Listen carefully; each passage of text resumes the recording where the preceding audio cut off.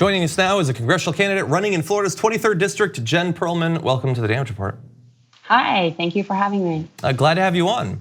And I want to talk about your platform, and I want to start off in a different way than we normally do. Generally, we don't get into too much foreign policy with the candidates who join us on the show because honestly, they very rarely focus on foreign policy in their campaign literature or their speeches.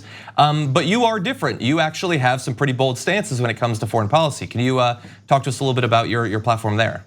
I never really thought of it as being so bold. I am clearly against regime change wars. I think that most of everything I think we're doing right now is more imperialist than anything. It's been since World War II that we've had an actual legal war. I think our military budget is just ridiculous and should be cut in half. And there's just so many. But I don't know that these ideas are that bold. It just seems like common sense to me. Well, it could be that it is bold and common sense. Bold in terms of the political likelihood. So for instance, you say we should cut the military budget by 50%. I think I've literally tweeted that exact same thing.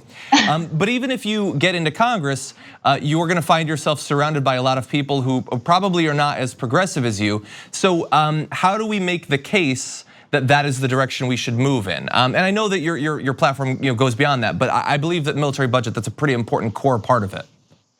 Yeah, I think that people are becoming more and more aware of our actual true motivation for what we do overseas and what we're doing in countries like Syria and our interests in Venezuela and Bolivia and such. And I think that people are starting to wake up. I think it's going to obviously take longer. And I think that as soon as we can get more and more non-corporatists into Congress that are representing people and not the military industrial complex, we can actually start having a normal conversation and working to come to some sort of understanding as to what our defense spending should be instead of offense spending. Mm-hmm. So I don't know that it's something that's going to happen, in one session, two sessions, three sessions, but as non-corporatists can trickle our way in, then I think we can finally get to what people are most interested in doing, which is not being in all these wars. I hope that you're right.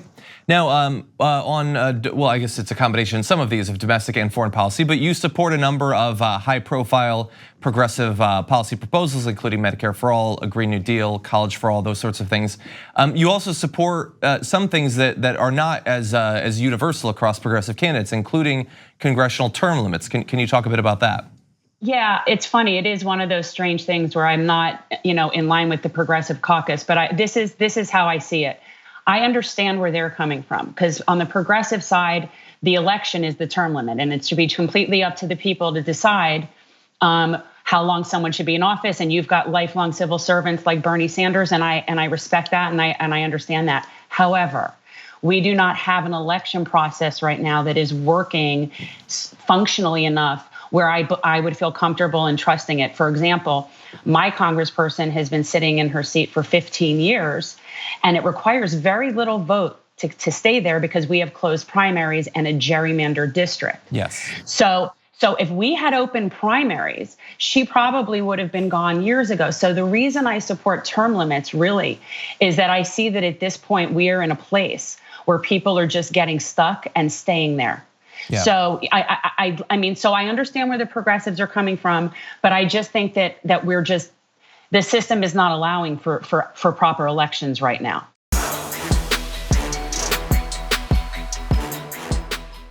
For more political news, breakdowns, interviews, stories of activism, and me trying my hardest to care about the occasional big celebrity news story, subscribe to our YouTube channel at youtube.com/thedamagereport.